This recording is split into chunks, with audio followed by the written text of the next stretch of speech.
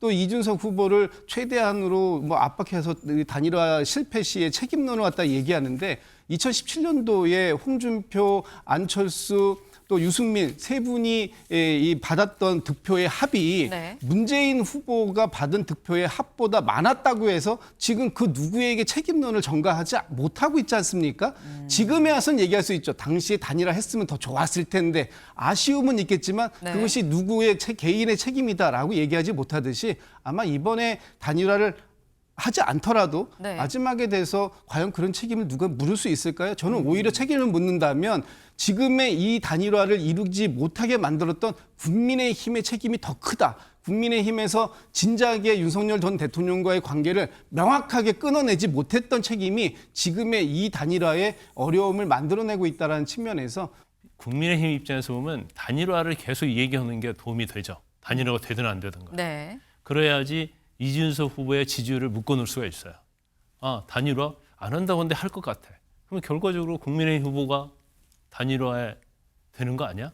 이런 인식을 갖기 때문에 이준석 후보에 대한 어떤 지지도의 상승에 있어서는 굉장히 이제 한계가 느껴지는 거죠. 아마 이번 주 보는데 네. 10%를 넘지 못하면 사실은 이준석 후보 자체의 표는 사표가 되기 때문에 경우에 따라서는 또 김문수 후보에 갈 가능성이 상당히 있어요. 그러니까 국민의힘 입장에서는 사실은 단일화 카드를 계속 얘기하는 것은 결국 손해볼 것은 없다는 거고요.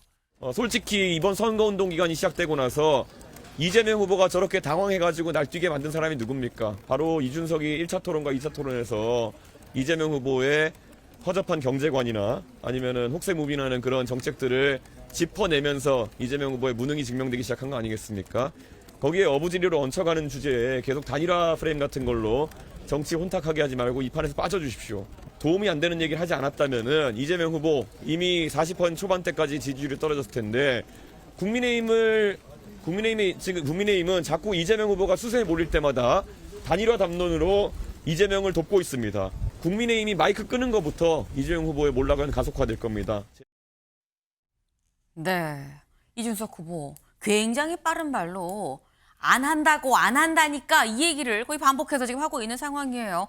오히려 이재명 후보를 국민의힘이 돕고 있는 거 아니겠느냐라고 얘기를 합니다. 그러면서 저기에는 나오지 않았습니다만 내가 아침에 일어나 보니까 전화가 국민의힘 인사들한테 4통이나 왔던데 나 다 수신 차단했습니다. 라고 얘기를 했다라는 거죠. 더불어서 한 이 라디오에선 이렇게 얘기를 했어요. 100% 진짜 안 한다고요 얘기하면서 내가 전화 안 받으니까 혹시 집으로 쫓아올 수 있어서 오늘부터 거처도 옮깁니다. 라고 그제 얘기를 했다라는 거예요.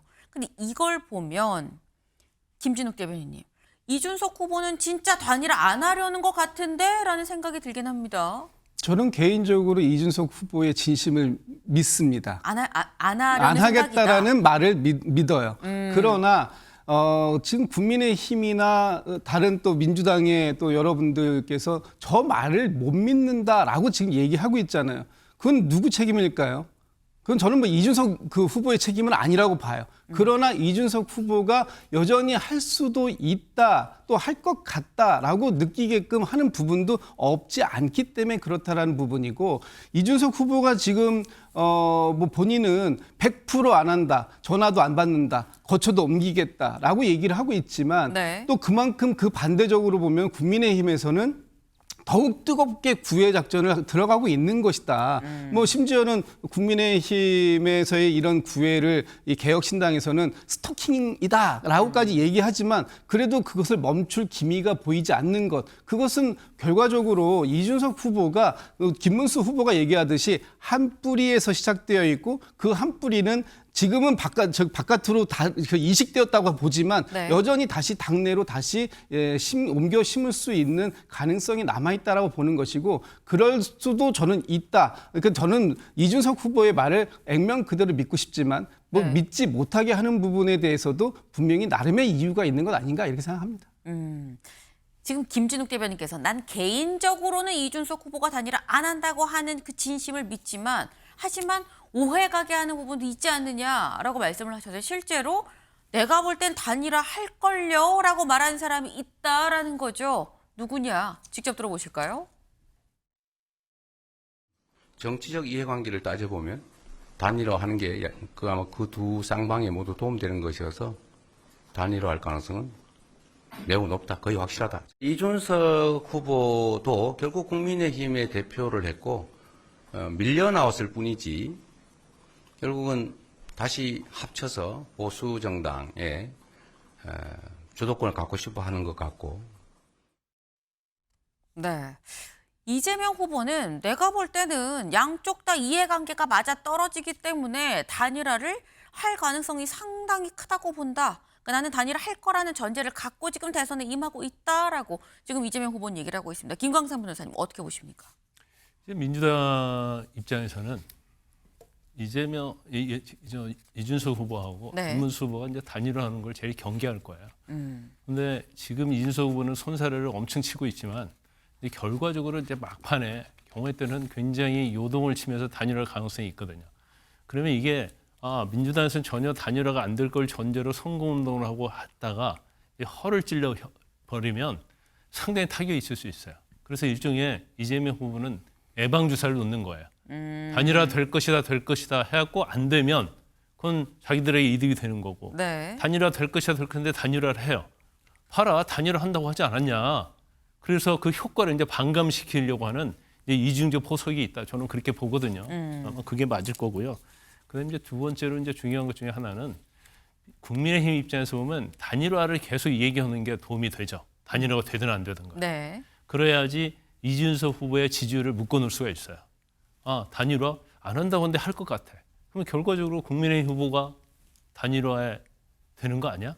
이런 인식을 갖기 때문에 이준석 후보에 대한 어떤 지지도의 상승에 있어서는 굉장히 이제 한계가 느껴지는 거죠. 아마 이번 주 보는데 네. 10%를 넘지 못하면 사실은 이준석 후보 자체의 표는 사표가 되기 때문에 경우에 따라서는 또 김문수 후보에 갈 가능성이 상당히 있어요. 그러니까 국민의힘 입장에서는 사실은 단일화 카드를 계속 얘기하는 것은 결국 손해볼 것은 없다는 거고요. 그럼 결과적으로 단일화 안 된다 하더라도 네. 3자 구도로 간다 하더라도 40%를 올레일세 넘기고 그리고 이준석 후보가 계속 정체돼 있다고 한다면 단일화 가능성이 커지면서 네. 경우에 따라서는 3자 구도도 이제 해볼 만하다 이런 생각을 할 거예요. 그래서 저는 개인적으로 생각할 때는 일단 단일화에는 계속 구애를 하되 그거에 관계없이 3자 구도도 이길 수 있을 그런 전략적인 그런 태도를 취하면서 선거운동을 하는 것이 맞다 이렇게 봅니다. 네. 지금 말씀은 이 국민의힘 입장에서는 어쨌거나 단일화가 실체적으로 이게 되든 안 되든지 간에 계속 단일화 한다라고 얘기를 하는 게 전략적으로 좋은 거고 민주당 입장에서도 단일화 할 것 같은데 라고 얘기를 해놓는 게 이게 예방주사가 됐든 실제 예언이 됐든지 간에 어쨌거나 나쁘지 않다 전략적으로. 그러니까 양 당에서는 다 얘기할 수밖에 없다라는 건데 문제는 요 가운데 있는 그럼 이준석 후보는 어떤 상황이냐라는 거죠. 지금 이런 상황이다라고 중앙일보는 일면에 딱 썼습니다. 막판 변수 단일화 이준석의 딜레마다. 왜? 볼까요? 단일화하지 않고 만약에 김문수 후보가 근소하게 이재명 후보한테 진다고 치면 단일화 했었어야지. 네가 단일화 안 해서 졌잖아. 라고 대선 패배의 책임을 뒤집어 쓸 수도 있고 근데 단일화를 하고 했는데도 패배를 한다고 하면 반탄, 친미랑 결탁한 거 아니야라는 비판을 받을 우려가 있다라는 건데 그래서 또 이 부분은 단일화를 해서 패배하든 승리하든 이런 비판은 사실 올 수밖에 없는 부분이 없지 않아 있긴 합니다. 그러니까 이준석 후보 입장에선 설령 단일화를 하려고 생각을 해도 고민일 수 있는 거 아니겠느냐라는 거예요, 김진욱 대변인님. 맞습니다. 지금 이준석 후보하고 김문수 후보가 가장 대척점에 있는 부분이 그 소위 윤석열 전 대통령과 어떻게 관계를 형성할 것이냐는 거잖아요. 그러니까 12.3 비상계엄을 옹호하고 윤석열 전 대통령의 탄핵에 반대했다고 하는 김문수 후보. 또 반대로 그 정반대로 비상계엄에 반대하고 윤석열 대통령의 탄핵에 찬성했다고 하는 이준석 후보가 과연 두 사람 사이에 어떤 교집합이 발생하느냐. 그 교집합이 없는데도 불구하고 단일화를 했다라는 것은 정치적인 야합이다. 이렇게 비판을 받을 우려가 가장 큰데 지금 김문수 후보가 이 이준석 후보에게 그런 명분을 제공해 주고 있지 않아요. 그러니까 구체적으로 아주 명시적으로 명분을 제공해 줘야 이준석 후보가 받을 수 있는 그나마 여지가 남아 있을 텐데 지금 너무 애둘러서 두리뭉실하게 얘기를 하고 있는 것을 이준석 후보가 받을 수 있는 상황은 아니다. 그렇다면 또 이준석 후보를 최대한으로 뭐 압박해서 단일화 실패 시에 책임론을 갖다 얘기하는데 2017년도에 홍준표, 안철수 또 유승민 세 분이 이 받았던 득표의 합이 네. 문재인 후보가 받은 득표의 합보다 많았다고 해서 지금 그 누구에게 책임론을 전가하지 못하고 있지 않습니까? 지금에 와서는 얘기할 수 있죠. 당시에 단일화 했으면 더 좋았을 텐데 아쉬움은 있겠지만 네. 그것이 누구의 개인의 책임이다라고 얘기하지 못하듯이 아마 이번에 단일화를 하지 않더라도 네. 마지막에 대해서 과연 그런 책임을 누가 물을 수 있을까요? 저는 오히려 책임을 묻는다면 지금의 이 단일화를 이루지 못하게 만들었던 국민의힘의 책임이 더 크다. 국민의힘에서 진작에 윤석열 전 대통령과의 관계를 명확하게 끊어내지 못했던 책임이 지금의 이 단일화의 어려움을 만들어내고 있다는 측면에서 오히려 이준석 후보의 책임론보다는 국민의힘의 책임론이 더 크게 작동될 가능성이 있다 이렇게 보고 있습니다. 네.